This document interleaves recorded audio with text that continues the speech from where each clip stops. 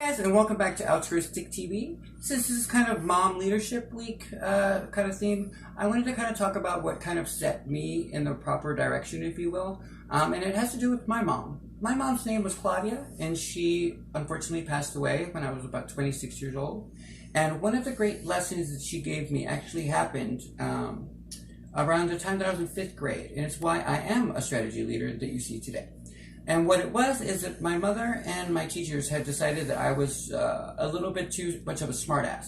And so they wanted me to be tested into what's called the Gifted and Talented program, and what I affectionately call GT. And so nobody had really explained to me what that meant, but I just knew that it was something they wanted me to do, so I went, okay, well, I'll do it. I tested through the IQ test, and I tested barely into the good part. I'm at the 130 mark, and so I'm the stupid side of smart.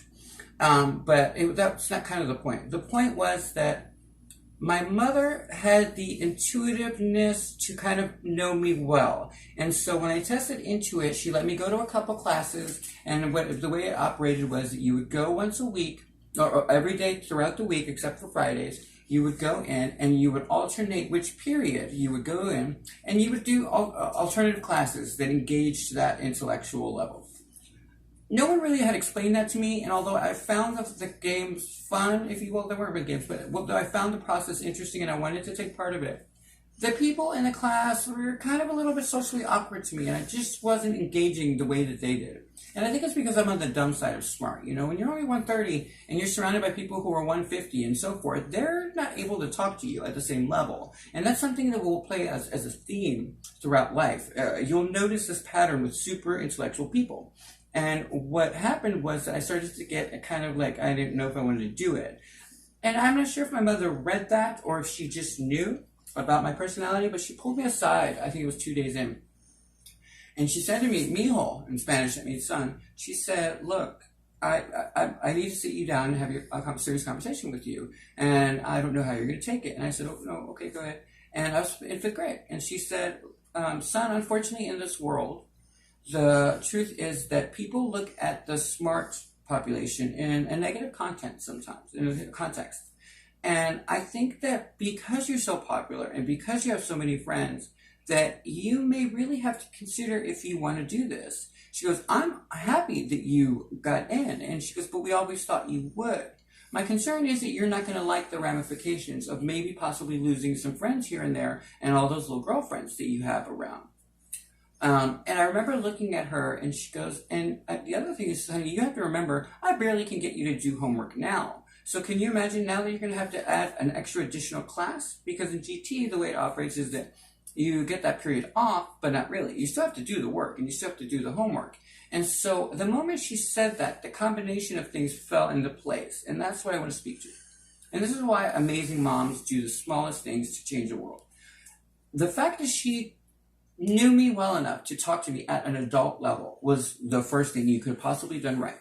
My mom could not dress me past 5th grade, for about past the age of 5. I was one of those children that I was like, you are not dressing me. And so when I would get in trouble, to give you a little bit better perspective, I was the type of child that would get in trouble for a teacher saying, well, I thought you were going to be one of the best students. And I said, well, I thought you would be one of the best teachers, but I guess we're both wrong. And so it was hard to get mad at me per se, because I was still speaking to my truth. It just that it was in a smart ass way. And so I was a hard ass kid to raise. But in that moment, I think that's where she shined brilliance, a pure brilliance, because it gave me the opportunity to do what I needed to do, which is bow out. And I did. I looked at the situation, took 2 seconds for my 130 IQ to go, I don't want to be around these smart people. I feel stupid.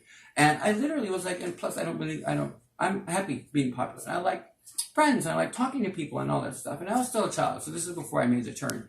But it led me down something that I would call strategy thinking. And the reason is because at the first moment, I clearly remember looking at the situation and literally going, long-term effect would be this. And then I went into high school in my head, and I went, okay, high school would be this. And yeah, it would get me to college, but I really don't care about that because I kind of want to join a fraternity. And so it led me down this theory of what I was going to do with my life.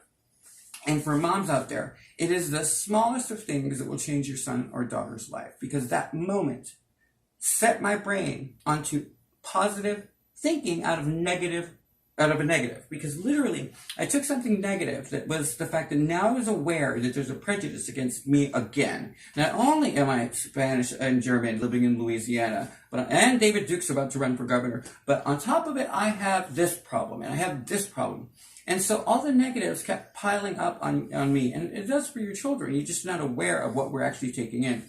But because she gave it to me as an adult, the strategy building exercise that I don't think she was conscious of, set my path on the right track. And it's why my brain functions the way it functions now. It probably was always going to, because I always have been inquisitive, but it was a clear defining moment, like a bell, that set me in the right tone. And I just wanted to share that with you, because my mom was amazing. Unfortunately, when she passed, she left a very spoiled son behind. And if it had not been for that moment, I would not have survived as far as I've gotten. I have been self-made, self-ruined, and self-made over and over and over again at my own hands.